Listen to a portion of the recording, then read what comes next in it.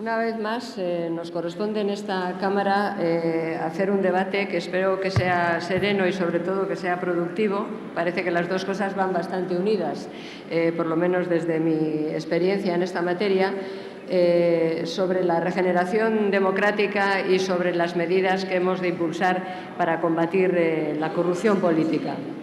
Esta moción que hoy someto a su consideración es consecuencia de una interpelación. Hacer una pequeña historia tiene también algún sentido, de una interpelación que fue presentada por el grupo parlamentario en cuyo nombre les hablo el 13 del mes de marzo y que por razones de agenda del ministro no fue vista en ese momento y que, por tanto, se ha demorado en su tramitación hasta convertirse hoy en una moción después de haber sido vista como una interpelación hace 20 días, que también por razones de agenda pues no ha podido llegar hasta este momento.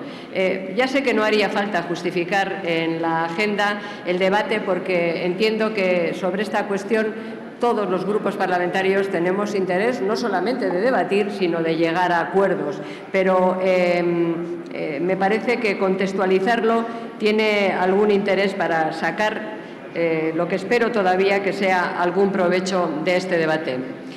Ciertamente, en esta materia se podrá decir, y empiezo por reconocerlo yo misma, como lo hice hace 20 días en la interpelación al ministro, en esta materia de compromiso contra la corrupción política y de lucha por la regeneración democrática, hemos avanzado.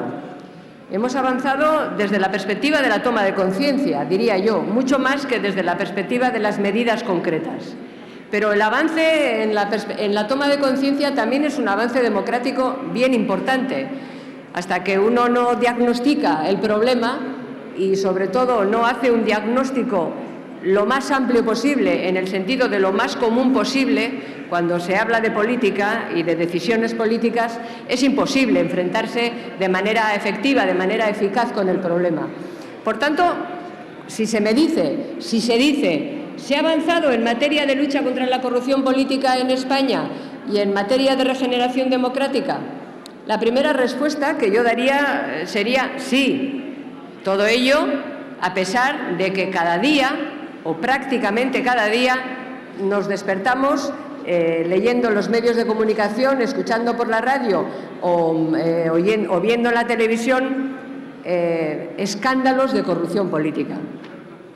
A pesar de todo, si un ciudadano me dijera, pero oiga, es que usted no lee los periódicos, es que no ve los escándalos que se están produciendo, de los que estamos teniendo conocimiento cada día, sostendría lo primero, pero diría a continuación, sí, hay un avance, pero no es un avance ni suficientemente profundo ni suficientemente rápido.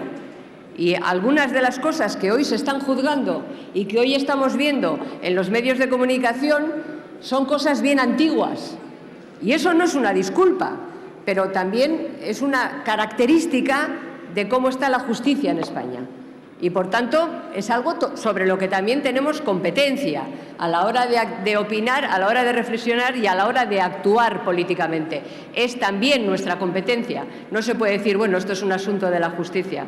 Lo decía el fiscal general del Estado en relación con esta misma reflexión en su comparecencia del día 23 de abril del 2014, a la que no pude asistir, pero que sí he leído detenidamente porque me parece una comparecencia bien interesante, en fin, en toda su reflexión y en todas sus conclusiones. Lo decía en relación con esta cuestión, con las dos cuestiones, con la importancia, con la gravedad de la corrupción política desde la perspectiva democrática y con la gravedad, la importancia y el problema que tenía la justicia para enfrentarse correctamente y a tiempo respecto de esta cuestión.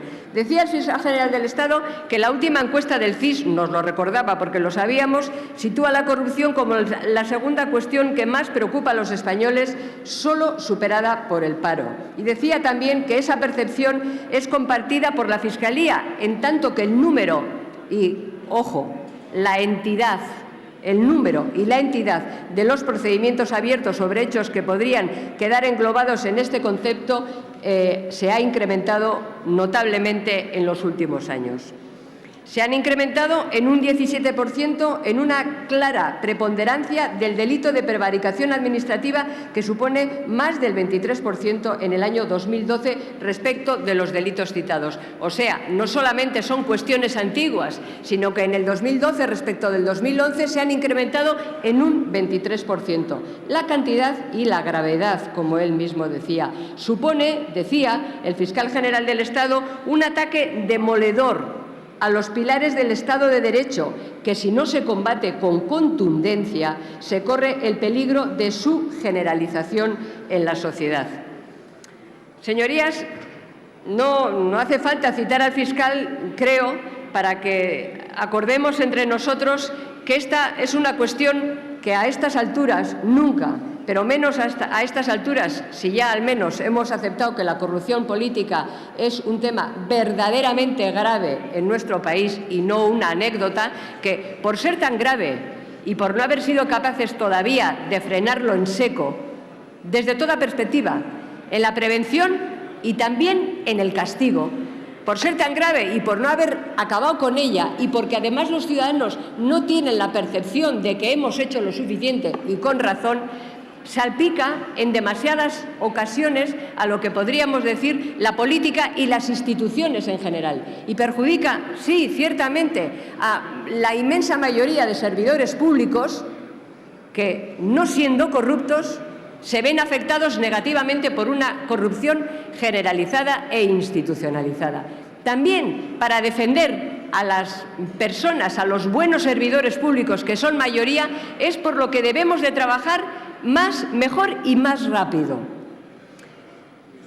Decía al inicio de esta intervención que hemos avanzado y que lo reconozco, pero hemos avanzado más desde esa perspectiva general de toma de conciencia, más desde la formulación de medidas que vamos a tomar, a poner en marcha en breve plazo, en medio plazo, en largo plazo, es decir, de compromisos de futuro que de compromisos concretos, de esos que ya nos afectan y que forman parte de nuestra legislación. El señor Olavarría y yo hablábamos esta mañana de, creo yo, la reforma más, en fin, no diré la más importante, pero más eficaz o más concreta en esta dirección, que tiene que ver con la responsabilidad penal de los partidos políticos, que se introdujo en una de las muchas reformas parciales del Código Penal hace ya casi 2 años, hace año y medio. Y más allá de la diferencia o de las discrepancias que hemos mantenido respecto de la necesidad o no de esta figura, es lo cierto que esta se introdujo en un momento en el que, bueno, casi yo misma, que era señora diputada, debe usted ir acabando,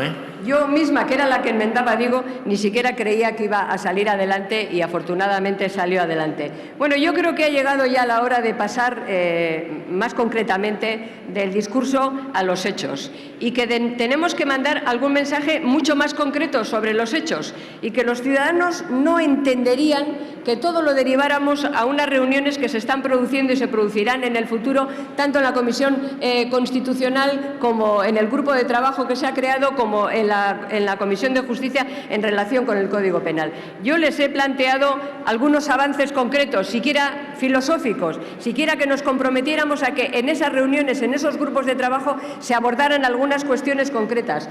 Les he planteado a los 2 grupos enmendantes, al Partido Socialista y al Partido Popular, una transaccional en la que había un compromiso de tratar los asuntos, no de acordarlos en la dirección que Unión, Progreso y Democracia lo plantea, sino de tratarlos y de tratarlos todos juntos. Desafortunadamente no ha sido posible, porque ninguno de los 2 grupos ha aceptado la enmienda transaccional. Señorías, piensen ustedes, a mí me gustaría que saliéramos de aquí con un acuerdo, porque piensen ustedes, en fin, piensen conmigo, qué pensarán, valga la redundancia, los ciudadanos que ayer vieron un enfrentamiento brutal entre los...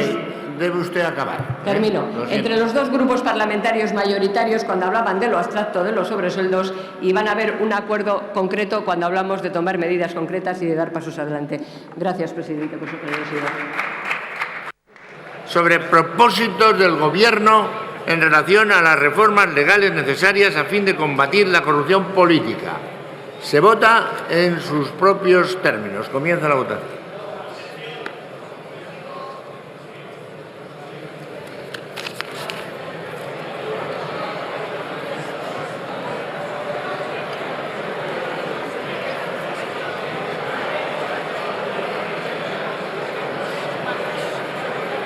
Presentes 313, sí 18, no 172, abstenciones 123. Queda rechazada la moción. Se levanta la sesión.